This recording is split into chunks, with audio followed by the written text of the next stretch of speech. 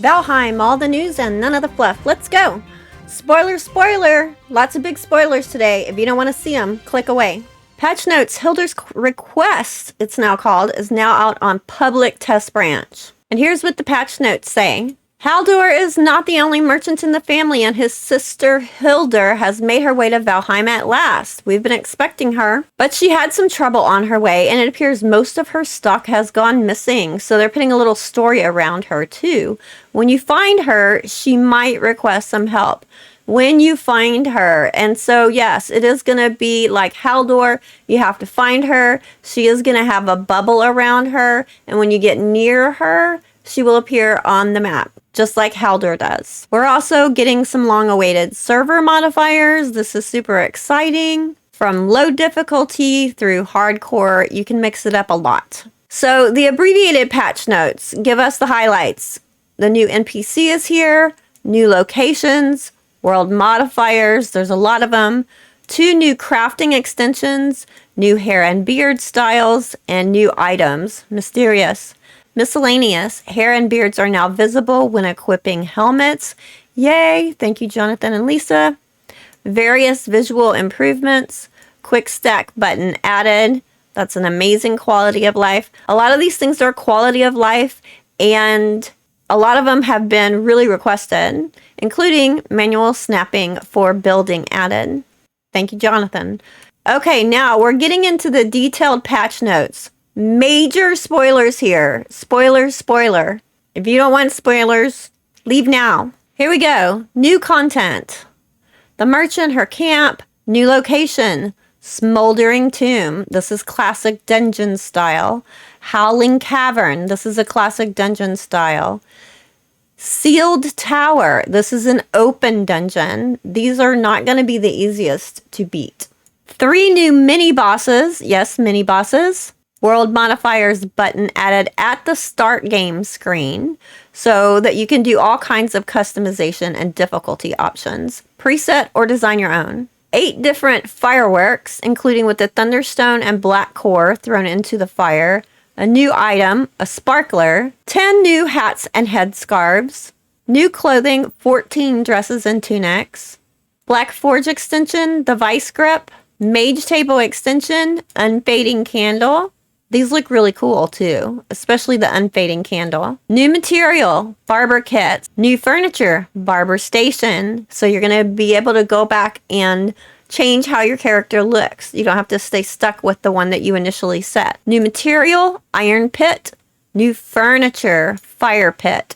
Builders always love new furniture. 8 new hairstyles, 5 new beard styles, and 4 new music tracks. I'm sure that has to do with the new locations. Now, fixes and improvements, like I said, a lot of these are quality of life, and a lot of them we've been waiting for. Hair and beards are now visible when equipping helmets. Yay! We don't all have to look exactly the same. Hildir animations updated. All fire effects have been overhauled. I bet that's part of getting ready for Ashlands, too. Smoke balls created by fires now have random rotation and no longer pop in when spawned. Added Hugin hints informing the player that traitors can be found in the game. Good idea, since new players may not have any idea about that to look for them. Spawn command can now specify fields. Fixed a bug which caused level up algorithm to be a bit off depending on when you die. Honestly, I don't know what that means. Let me know if you know. Reduce lag spike when selecting worlds in the select world menu. That sounds similar to some of the optimizations that they've been doing in the last patch as well, which has made a massive difference, especially on dedicated servers. Like on my Happy Gamer server, we have a very large world, a very large save file, and the size of that has decreased significantly with the update that they did for world save files. Widen the Manage Saves menu and show the time of the timestamp. For world files, they're retrieving the timestamp from the file name rather than the file metadata, which helps keeping things in the same order sorted if you're trying to find a certain world. Fixed oversight that saved unnecessary characters and an IP address. Chat doesn't open on ping anymore. Yay! That was annoying. Resolved chat blocking input for other UI, such as map. Handy. Fixed issue where minimap pin input field for PC version was getting invisible. Join code is now hidden when HUD's visibility is toggled off. That makes sense. Fixed a bug that had water in caves being affected by wind. Fixed a bug that could cause the server list to stop working. Fixed a bug on Xbox where ticks wouldn't attach correctly. Opening console now blocks hotbar navigation. Offline players can now send map pings on Xbox and MS Store version. Fixed missing special characters on signs. Fixed Xbox bug, which could cause the player to jump while selecting a build piece, although that might look a little entertaining. Menu usage is now blocked when HUD is hidden. And now, quality of life. These are some good ones. Quick stack button and Shift E to quickly place all items already in a container from your inventory. This will sort things for you into chests and save you so much time. You can now manually choose snapping points with Q and E for precision building. Helpful in so many ways, especially building over water. Oh my gracious. Intro sequence can now be skipped from the pause menu. That'll be good for a lot of people that play it multiple times, especially speedrunners. Workbench and Forge now get slightly increased build range when upgraded.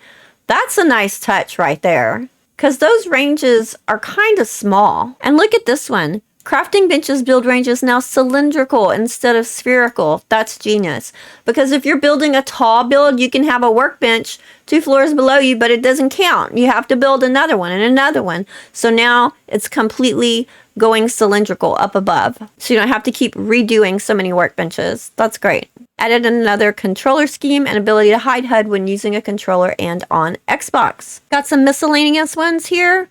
God mode will now allow damage down to 1 health rather than taking no damage. This probably doesn't matter a whole lot for the average player, but for people that do tutorials and testing, that is really helpful because then you can be in God mode so that you don't die and have to go through that whole process, but you still see better the damage that's happening other than just looking at the numbers. You see it like when you're actually playing with your health bar going down. New console command Tombstone, which creates tombstones. That one's just fun. I'm pretty sure we'll be using that on the Happy Gamer server.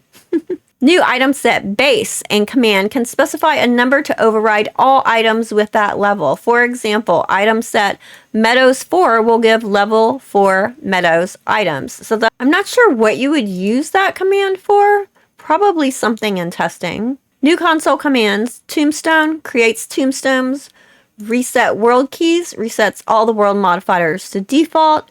Set world preset sets world modifiers to a named preset. So you can have named presets. That's nice. Set world modifier sets a world modifier value. And that's it. We're still heading to Ashlands, but this is a fabulous update in the meantime. Lots of quality of life, lots of things people have been wanting. And of course, I'll be giving you details on all of these new changes. Look for the upcoming videos on that.